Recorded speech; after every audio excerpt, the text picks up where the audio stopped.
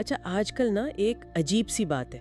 ایسا لگتا ہے کہ کامیابی کا پیمانہ بس یہ ہے کہ آپ کتنے مصروف نظر آتے ہیں. جی بالکل. لیکن کیا یہ جو مصروفیت ہے یہ واقعی نتیجہ خیزی بھی ہے؟ ہمارے پاس جو کچھ مواد ہے، کچھ مضامین، کچھ نوٹس، وہ اسی سوال کو گہرائی سے دیکھتے ہیں. صحیح. کہ یہ جو مصروف نظر آنے کی دوڑ ہے، اس میں کہیں اصل مقصد تو نہیں کھو گیا؟ تو آج ہم اسی مواد کا یوں سمجھے نچوڑ نکالنے کی کوشش کریں گے. جی، اور ان ذرائع میں جو پہلی بات بہت نمایاں ہے وہ ہے معاشرتی دباؤ. مطلب ایک تصور بن گیا ہے کہ اگر آپ کا کیلنڈر بھرا نہیں ہے تو آپ شاید کچھ اہم نہیں کر رہے. ایک مضمون میں اسے خاص طور پر مصروفیت کا جال یا بزنس ٹریپ کہا گیا ہے. لوگ بس اس دوڑ میں شامل ہو جاتے ہیں یہ سوچے بغیر کہ بھئی جانا کہاں ہے. ہاں، اور یہ دوڑ اکثر بہت کھوکھلی سی محسوس ہوتی ہے نا. ایک ذریعے میں تو اسے ڈیجیٹل غلامی تک کہا گیا تھا. اوہ اچھا. جی، وہ مسلسل نوٹیفیکیشنز، ایک میٹنگ ختم نہیں ہوئی دوسری شروع، سارا وقت دماغ چل رہا ہے. ایک تحقیق کا حوالہ تھا کہ اوسطاً ایک پروفیشنل دن میں آپ سوچے 60 سے 80 بار فون چیک کرتا ہے. ارے باپ رے. ہاں، اور اکثر غیر ضروری طور پر. تو دن گزر جاتا ہے لیکن شام کو لگتا ہے کہ بھئی کیا آج کچھ ٹھوس حاصل نہیں ہوا. بالکل. اور یہی تو معاشرتی کنڈیشننگ ہے. جو نوٹس آپ نے بھیجے تھے ان میں بھی اس پر زور تھا کہ ہمیں سکھایا جاتا ہے کہ اگر تم رک گئے تو سمجھو ہار گئے. صحیح. یہ جو ہسل کلچر ہے نا، مطلب ہر وقت بس کام کام کام مصروف رہو، اس نے لوگوں سے وہ ذہنی سکون چھین لیا ہے.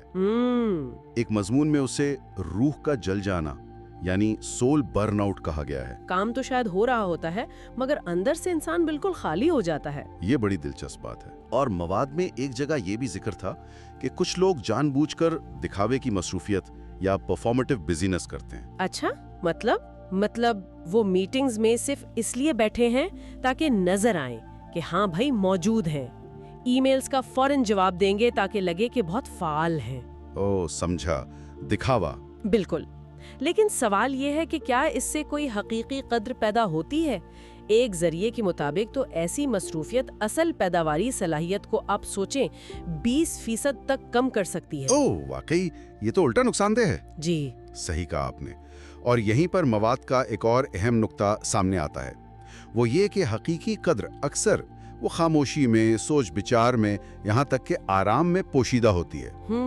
ایک مضمون میں اسٹریٹجک پاز کی بات تھی، یعنی حکمت عملی کے تحت وقفہ لینا، تھوڑا رک کر سوچنا. مگر ہمارا جو موجودہ نظام ہے وہ تو بس چاہتا ہے کہ انسان مشین بن کر چلتا رہے. تو پھر ان تمام ذرائع کو دیکھتے ہوئے اصل نتیجہ خیزی ہے کیا چیز؟ تو دیکھیں، مواد کا نچوڑ یہ نکلتا ہے کہ اصل نتیجہ خیزی جو ہے نا، وہ ہوشیاری سے انتخاب کرنے میں ہے. انتخاب کس چیز کا؟ اپنی توانائی کا. یہ سمجھنے میں کہ آپ اپنی توانائی کہاں لگا رہے ہیں. کوئی بھی کام شروع کرنے سے پہلے خود سے یہ پوچھنا، جیسا ایک ذریعے نے کہا، Is this worth my energy؟ کیا یہ کام واقعی میری توانائی کے قابل ہے بھی یا نہیں؟ ورنہ مصروفیت تو اکثر زندگی کی جو اہم چیزیں ہیں ان سے فرار کا ایک راستہ بن جاتی ہے. بس بھاگتے رہو تاکہ سوچنا نہ پڑے. تو مطلب خلاصہ یہ نکلا کہ یہ جو مصروف دکھنے والی بات ہے اس کے بجائے ہوشیاری سے کام کرنے پر توجہ ہونی چاہیے. بالکل. سمارٹ کام کرنا جسے کہتے ہیں.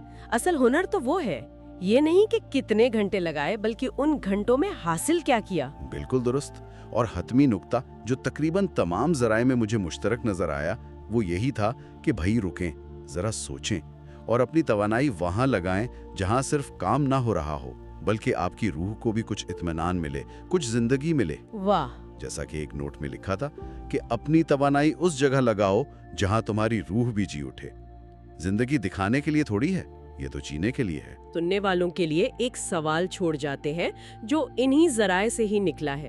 اگر آج کوئی ایک لمحے کو رک کر سوچے تو وہ کون سا ایسا ایک کام ہے جس پر اپنی روح کی توانائی لگانا واقعی سب سے زیادہ اہم ہوگا؟